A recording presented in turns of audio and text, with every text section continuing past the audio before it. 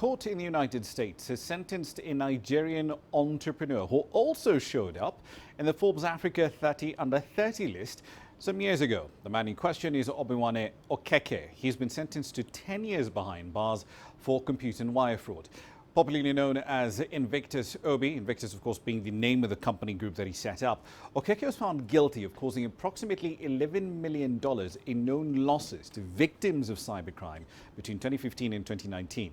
He'd earlier on pleaded guilty to the charges back in June. According to a court in Virginia, through subterfuge and impersonation, Okeke engaged in a multi-year global business email and computer hacking scheme that caused $11 million in losses to at least one victim.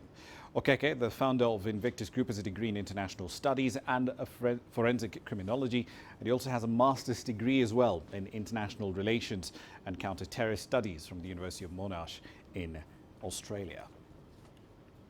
All right then, so off the back of that particular story, what does the cybersecurity landscape look like across Africa in 2020 and perhaps even in 2021? Let's explore that in some detail with Dr. Gameli Mawudor. He's the cybersecurity researcher. He's also the head of managed cybersecurity services at DimensionData and the co-founder of AfricaHackOn. Dr. Gameli, good to have you on the program. So let's start with some background. 2020, deeply unprecedented year in how we work, and we learn a lot of us how to do things remotely. What were the defining cybercrime trends that you saw in 2020? Yeah, so in 2020, a lot of things happened that we were not expecting. Digital transformation came in at a point in time where nobody expected it to happen. So cyber criminals took advantage of that fact that people are not aware, people are not ready to be able to actually protect themselves. So one major thing that was there, which was a very significant part of cybercrime, was phishing attacks. Phishing attacks, people get to be sent links, enticing them to click on something or to install an application onto their laptops or their systems, and hackers take control over the system entirely, either by locking them out, which we see as ransomware, or by taking over their computer networks and being able to use that to infiltrate into their systems, their emails, or even exfiltrating data, very crucial data. So cyber criminals took a lot of advantage of that, because everybody started moving to virtual environment, Zoom and Google Meet and the likes. So what they do is, how can we make sure that they can send a legitimate looking like email that somebody has to click?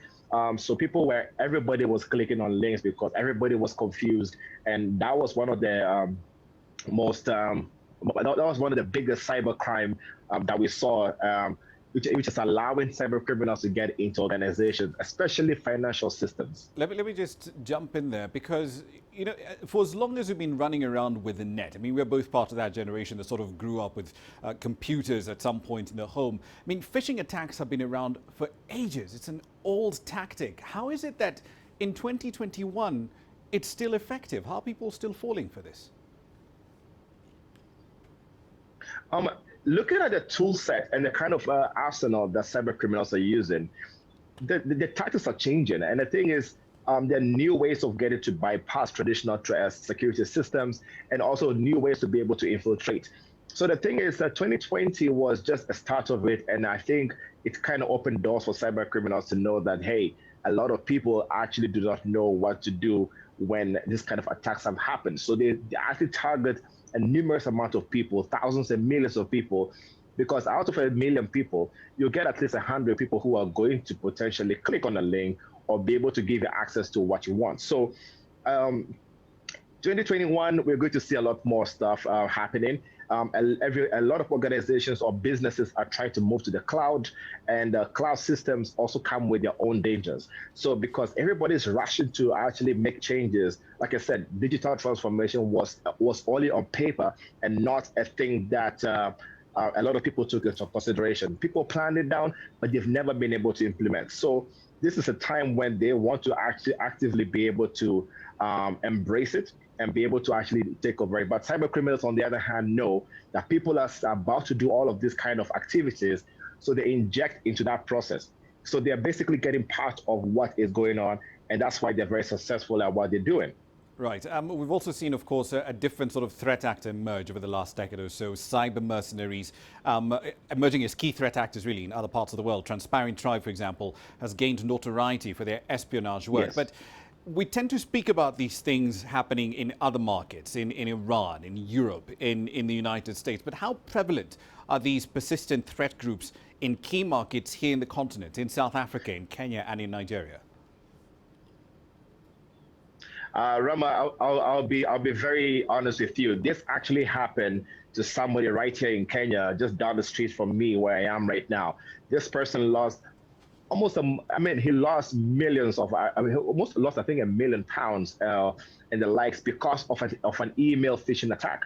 And that, we call it business email compromise. What that means is that hackers are targeting top level executives in organizations, whereby they send them links because they don't really pay attention to a lot of things.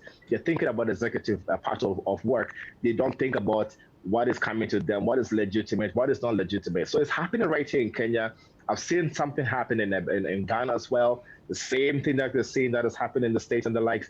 I saw that happen in Nigeria, South Africa also, that's happened. But I personally has been involved in an investigation right here in Kenya where that happened to an individual, where he got compromised because of what they call a business email compromise, where they took over his email, and the person basically was an intermediary between him and another communicator. So he's here in Kenya, his partner is in another country, and the mediator set up another domain which looks very similar and communicated to the two people. So none of them have an idea of who they're talking to, thinking it's the same person. So if you have, let's say, brightgameli.com, they put Bright Gameli, but the I at the end is a 1. Most people don't pay attention to that, and that is what is happening. It's been used so many times, and they change documents because if you filtrated your emails, they know what you're receiving, they know what orders you're about to place, they know what shipment is coming, they know the shipping order. So all they do is they take that document, change the bank account detail to somewhere they can easily cash out, and they'll be able to actually release all the money. So that is happening right here in Kenya as well.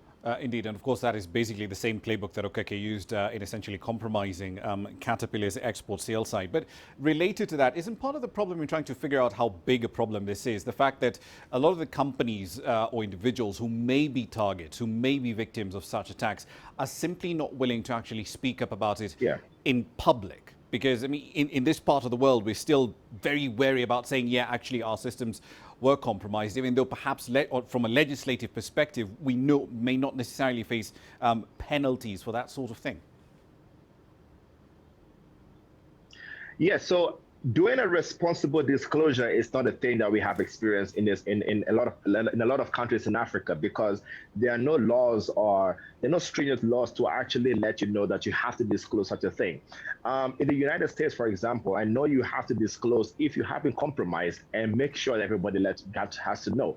So the policies and the governance aspect of things has to be relied on the governments to be able to make sure that they can actually let you know exactly what is happening, and they can actually make sure that we get to implement this in every organization, be it government or being private. If you have been compromised, you have to let your customers know that you have been compromised, and the magnitude of that attack or cyber attack for them to make sure that these are the measures you've taken to be able to actually implement things. So looking at GDPR, which is working in the European aspect of things, but even in right here in Kenya, we have the the Computer Misuse Act has been passed. We have the Data Protection Act has also been there. It's only now that we need to actually make sure that this is actually a realization.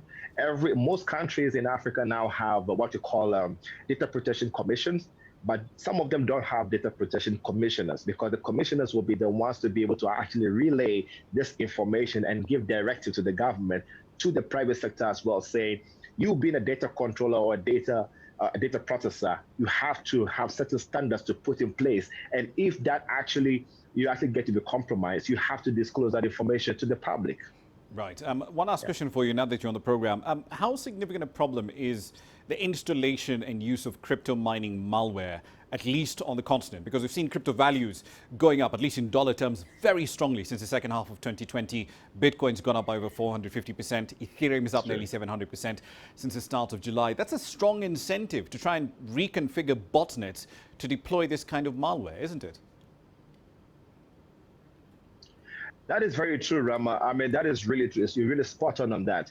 Botnets have been deployed. Like I said, cyber criminals are now creating a lot of ransomwares which will take over your machine, will encrypt it, and actually ask you to be able to pay for it.